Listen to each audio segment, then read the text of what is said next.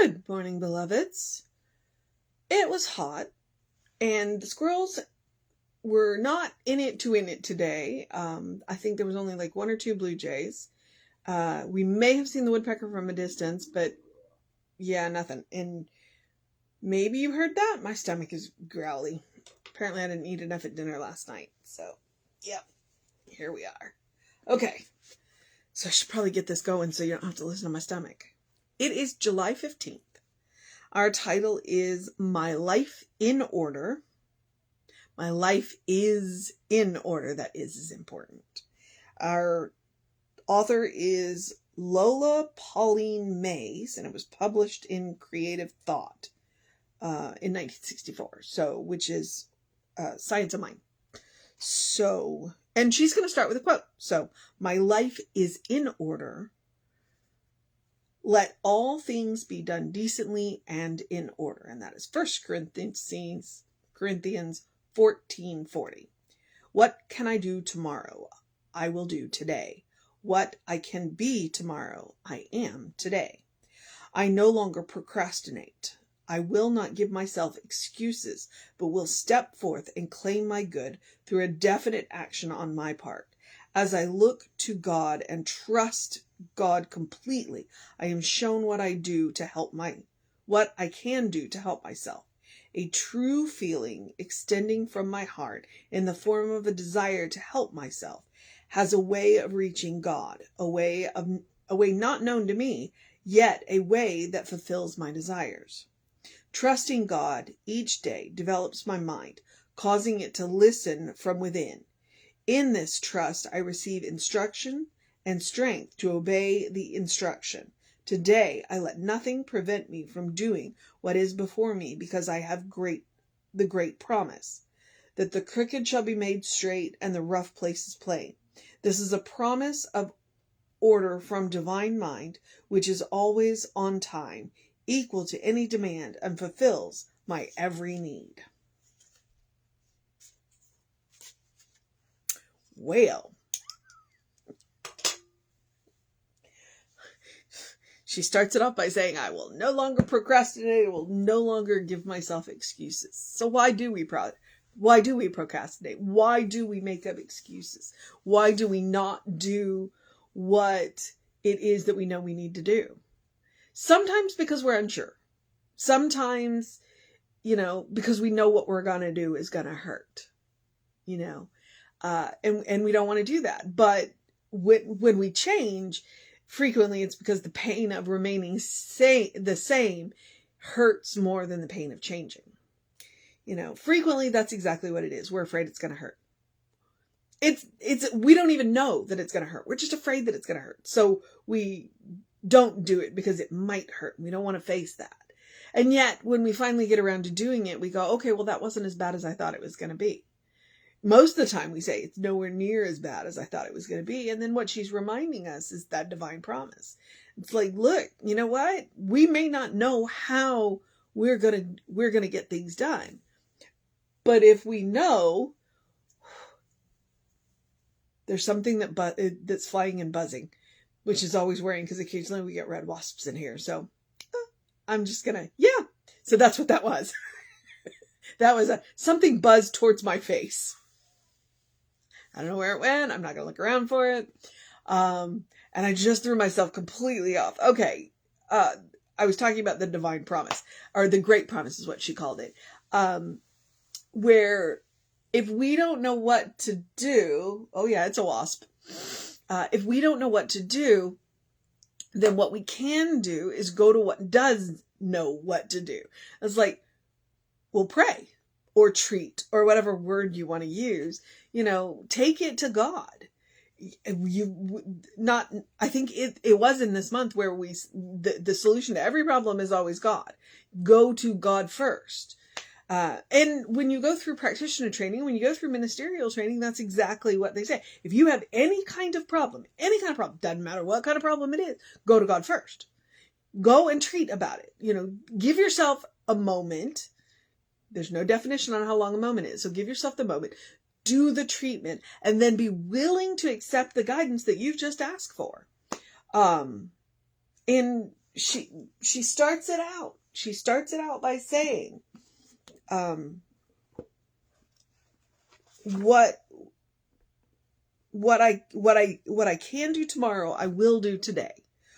But that next line, what I can be tomorrow, I am today. It's like, you already are everything you need. You already are everything you need. And yet you can continue to grow and you can continue to change. It's up to you. So you already are it today. And a lot of the things, if we're putting things off because we're afraid they're going to hurt, you know what? Probably not as much as you think it is. And the question becomes, is by remaining the same, is it hurting more? I think there's a beautiful little treatment. I'm going to have to catch that wasp and take it outside. So, okay. I will step forth and claim my good through a definite action on my part. Treatment. As I look to God and trust God completely, I am shown what I can do to help myself. Right? God will never fail to answer the call. The question becomes, are we willing to accept what we've been asked to do when God answers that call? So there's that. A true feeling extending from my heart in the form of a desire to help myself has a way of reaching God. A way not known to me, yet a way that fulfills my desires. It's like, even when you think God isn't answering you, sometimes God is answering you. Sometimes what it is, we're just not willing to look. So trusting God each day develops my mind, causing it to listen from within. In this trust, I receive instruction and strength to obey the instruction. So it's like, okay, once you develop that trust, once you develop that willingness to hear, you're going to receive the instruction. And more to the point, you're going to get what you need to follow through. It's like, you are everything you need. You are already everything you need. You just got to be willing to follow through, as she says. You've got everything. And I let nothing prevent me from doing what is before me because I have the great promise. And this is what I was talking about. And it's a quote. I'm not sure where it's from, other than the Bible. That the crooked places be made straight and the rough places plain. So,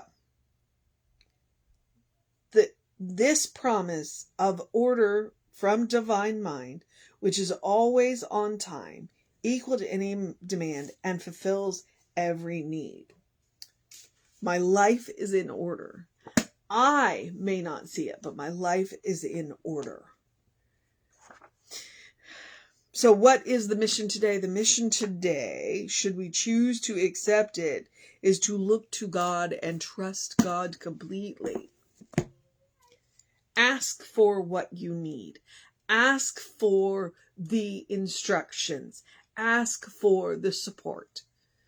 God will supply it. And then you have to be willing to accept it. Mission today, should we choose to accept it. Go to God and trust Him. Trust God. Which means being willing to accept the instructions when they look a little odd. And especially when they push you just a little out of your comfort zone. Most likely, when you ask God for something, God is not going to push you all the way out of your comfort zone. But God will push you out of your comfort zone. It'll just, it's like one step at a time. And then you're going to turn around and you're going to look back and you're going to see how far you've come. So, but you got to be willing to step out of that comfort zone. Which is why we procrastinate. Because we're afraid it's going to hurt. All right. Yep. All right.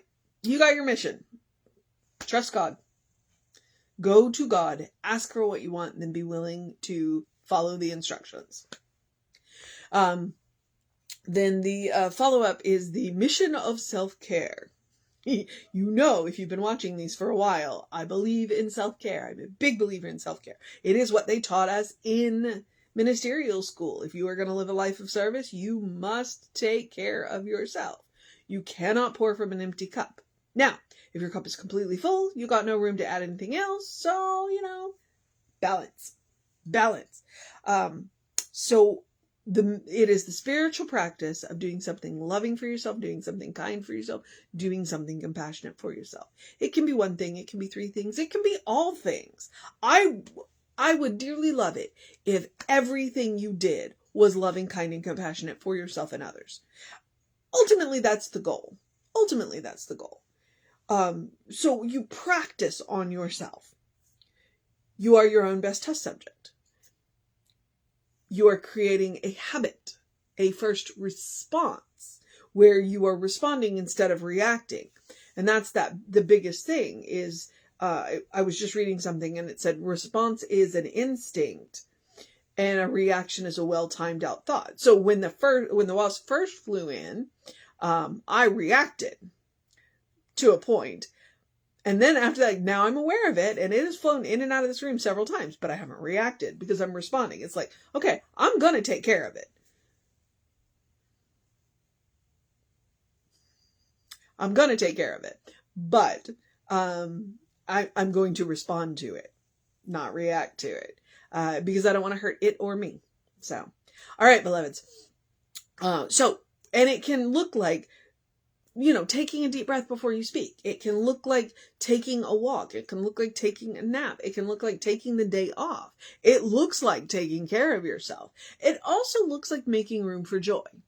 When I say eat dessert first, that is what I'm talking about. Your life is a special occasion. Don't save the good stuff. Okay? Eat dessert first. Eat the good stuff. Wear the nice clothes. Do the good things. Do the fun things. We have plenty of time to do our duty, and we will absolutely do our duty, but we want to make room in that space for joy as well. And sometimes our duty is joy. I'm not going to discount that, but make room for joy. Joy is a quality of God. Therefore, joy is a quality of you. Make room for it in your life. Please. Please. It's worth it. It's worth it. All right. So, and I've already said I'm encouraging you to create a habit. I'm encouraging you to create a well-worn path to the source of your own being, to the infinite source of love, kindness, and compassion. It doesn't have to come from you. And that's the secret. It comes through you. It's kind of like that oxygen mask. They talk about on airplanes, when the oxygen mask drops, while the bag may not inflate, oxygen is flowing, and you put your oxygen mask on and then help your neighbor. That's what this is like. You practice love, kindness, and compassion on yourself, and then you've got plenty of it flowing through you for the people that you meet that need a little extra that day. Because there's going to be a day that you're going to need a little extra. So, practice on yourself. And the most important reason is because you deserve your own love, you deserve your own kindness, you deserve your own compassion. You're a beloved child of God. So, practice on yourself. All right. The rest of the suggestions are the usual ones. Again, self-care, yes, I know. Surprise! Do something to engage your mind and your body, whatever that looks like. Drink plenty of water. It is really hot. It has been hot since the beginning of June. We are facing another week of triple digits. So please drink plenty of water. Hydrate. Your brain and your body works better when it is well hydrated. You saw I brought my water with me today. And I also, encourage you to get that 5 or 10 minutes of early in your day bright light. I'm talking generally between 7 and 9 in the morning, and I'm talking 5 or 10 minutes. That's it. That's one of the reasons why I do go out and in the morning, and while I do choose plenty of shade, I also, it puts me in the sun enough. So when you get that early in your day bright light, and artificial light will work too. What you are doing is you are helping to reset a natural hormone balance. It's called a circadian rhythm. You will have more energy during the day. You will sleep better at night. It is science. You can look it up. All right. Yep. And that's why I silenced my phone. All right. Okay. Where am I at?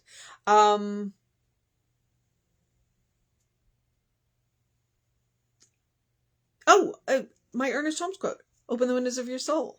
Allow the breath of heaven to remind you do live in heaven right here, right now. It's all around us all the time. It's all one source. It's all sourced from God. Okay? That means everything is God, including you, especially you. And so when I say open the windows of your soul, That's that practicing that love, kindness, and compassion on yourself. That is, knowing that there is an infinite source of love, kindness, and compassion. That is, doing those things that really set your soul on fire. It is looking for the good and praising it. It is remembering that heaven is a mindset. It is a state of mind. It's a state of consciousness. And once you learn that, one, nobody can take it away from you. That's really cool. And two, any place can become heaven. And that's where it becomes a superpower. That's where it becomes a superpower. So, she's talking about the great promise. She's talking about the divine mind. She's talking about the divine mind. Lola is. That's where we go. It's like, go to God first. Go to God first, no matter what it is. And so when we are opening the windows of our soul, we are being willing to look around and see God everywhere. So, especially when you look in the mirror. All right. I'm going to take a deep breath. Whew. Remind you, as I said, take him as advice. Look for the good and praise it. Gratitude will absolutely get you everywhere. So, practice that. And I'm jumping into the social media part now. We are Creative Life Spiritual Center, Creative Life Spark. I'm the running Rev Ryan on the social medias that I am on. I thoroughly encourage you to do all of that. If you want to know what's going on with the center, please email info@creativelife.org. That'll get you on the constant contact, and the hot links are hot. It will get you. So there's a hot link in there that will take you right to our Soul Session playlist on YouTube. And from there, you can find all the rest of the stuff. So, please avail yourself of that. There's all kinds of stuff. We've got a little bit of Spanish language content. We do have a member who did Aramaic prayers, the Lord's Prayer in Aramaic. So it's early content. You may have to scroll to find that. And I read this thing called You, which is my favorite Ernest Holmes book. So there's a lot of really good content. And this thing called You is on both channels. It is on the Creative Life Spiritual Center and the Running Rev Ryan YouTube channel. Since I read it, I was like, I'm going to put it on both channels. Okay. Oh, all right. And I guess I'm at the part where I get to encourage you to have a great day, a wondrous day, a fantastic day, a magical day, an enchanted day, a wonderful day, an awesome day, an amazing day, a courageous day, a recognizing the great promise day, a get your life in order day, a consistent day, a consciousness day, a what sets your soul on fire day, a good day. And if that is too much pressure, simply have a day. You are enough just as you are. You're a beloved child of God in whom God is well pleased and well represented. You're a brilliant light, a divine spark. You are spirit in motion. You are God in action. Please explore the truth of your being. All right. I'm going to jump off here and head off to fill my belly because it is grumbly. I'm going to remind you that Reverend David will be on around 5 p.m. with you. I will be back with you around 9 a.m. tomorrow. We'll have an amazing service for you tomorrow because today is Saturday. If you're watching this on, July 15th, 2023. If not, well, or if you're watching this on YouTube. But we'll have an amazing service for you. So look out for that. Take care of yourself. Know that you are loved. And I will see you next time.